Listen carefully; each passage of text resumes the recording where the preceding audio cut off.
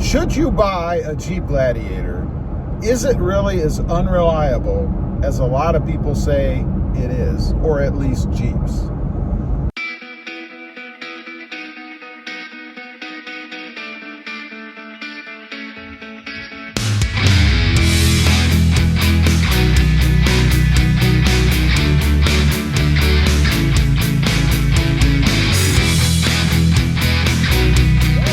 Everybody, how are you today? Pretty good here, and I'm out cruising around in my Jeep Gladiator. But should you buy a Jeep Gladiator? Is it really reliable? Does it have a reliability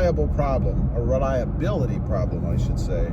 You know, Jeep gets a really bad rap. I mean, I think the predominant comment that I got when I first bought my Jeep Gladiator was, oh, it'll be in the shop. You won't be able to drive it. Should have bought this. Should have bought that. Should have bought a Tacoma. Well, I have one, so I guess I did follow that before I ever got the Jeep Gladiator, right? But it gets a bad rap. You know, Fiat Chrysler. The first thing people mention is reliability. And I may have given it a little bit of a bad rap too, you know, when I had it, or first got it, even though I love the Jeep Gladiator. I really do. It's one of my top 5 vehicles ever. Maybe top 3.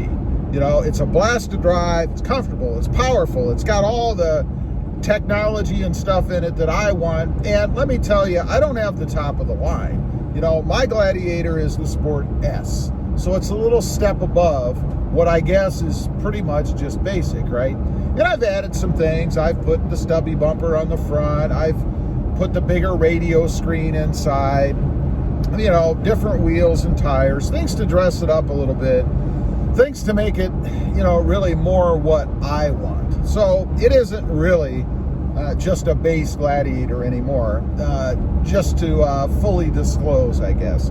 But functionally and mechanically, it still is, except maybe, there's always an exception, right? Except maybe the cold air intake. I did update or upgrade that to the S&B cold air intake, so I get a little bit more sound out of it. You may hear a little bit of that in the videos, a little more grumbly sound as compared to maybe what you have if you already have a Jeep Gladiator.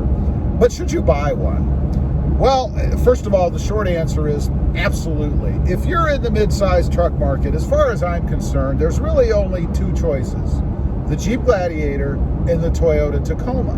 Now, the Tacoma, of course, you know, Toyota is known for its reliability.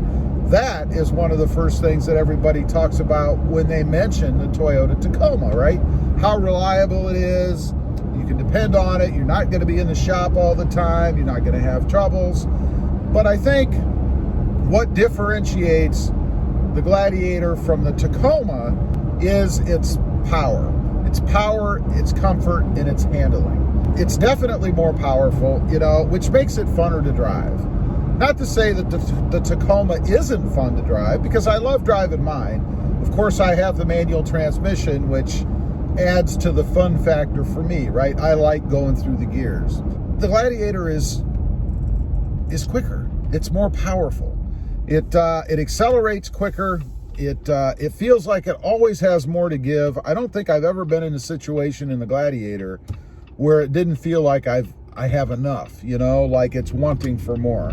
I have experienced that in the Tacoma. You know, if I'm running through the gears and trying to get up to speed or out for some spirited driving, it just needs a little bit more oomph.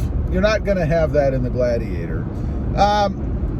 Technology-wise, beginning with the 2020 Tacoma, they did do an update, not an upgrade, an update, where they changed the radio, gave us Apple CarPlay, which I have in the Gladiator. They gave us the electric seats, which I don't have in the Gladiator, but let's be honest, unless you're constantly changing drivers, you know, maybe you're a multi-driver family and you have different people driving the vehicle all the time, you know, unless you have that, probably going to set the seat where you want it, and it's going to stay that way, right? I mean, it's nice to, I guess, not have to reach down and adjust everything, but if you're the only one that drives it, who cares? I mean, you're probably going to do it once, and then you're never going to mess with it again, right?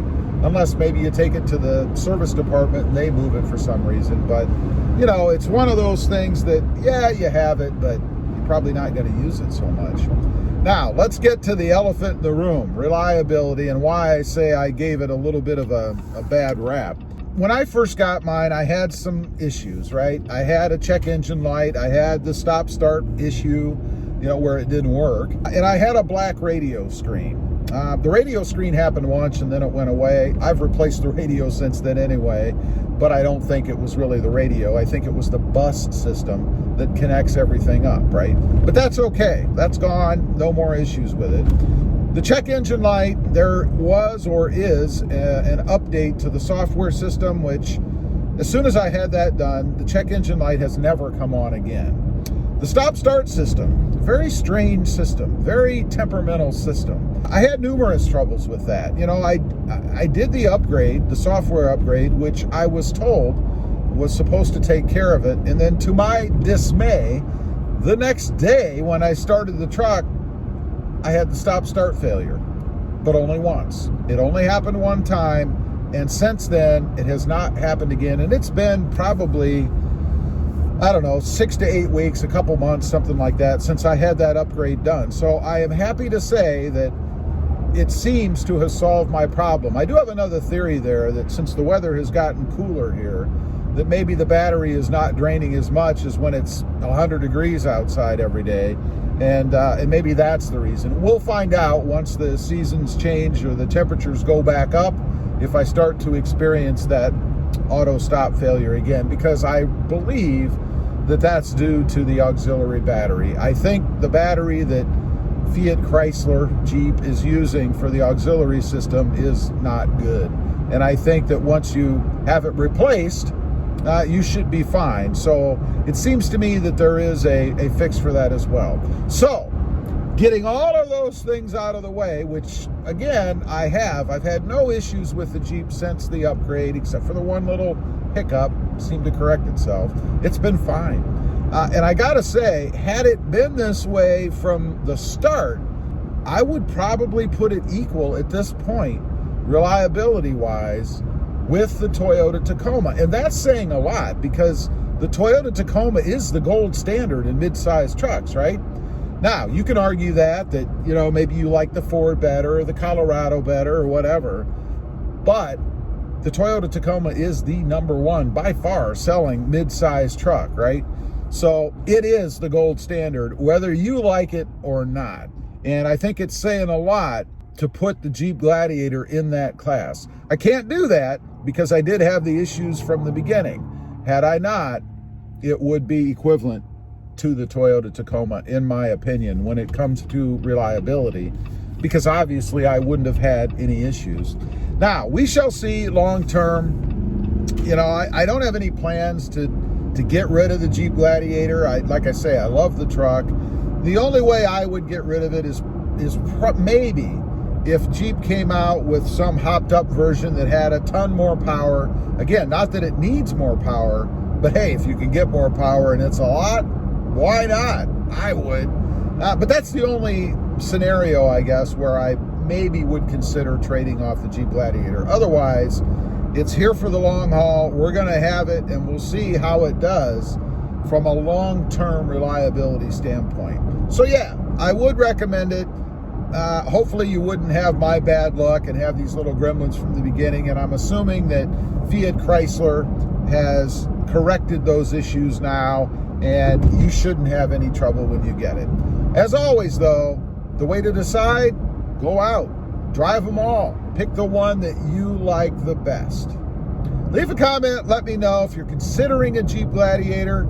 Is it their bad reputation, the reliability question that has held you back? I'd be curious to know. Also, real quick, if you haven't before, I have 2 additional channels. One is Rob Motive, all about that 2020 Toyota Tacoma. The second, or third, I guess, is Rob Motive Civic, all about my experiences with the Honda Civic, both the hatchback and, which is still a hatch, the Honda Civic Type R. Check them out.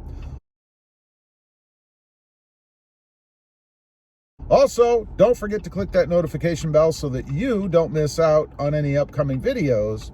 And do me a favor, smash that subscribe button on the way out. Thanks for watching. Stay safe out there. Bye.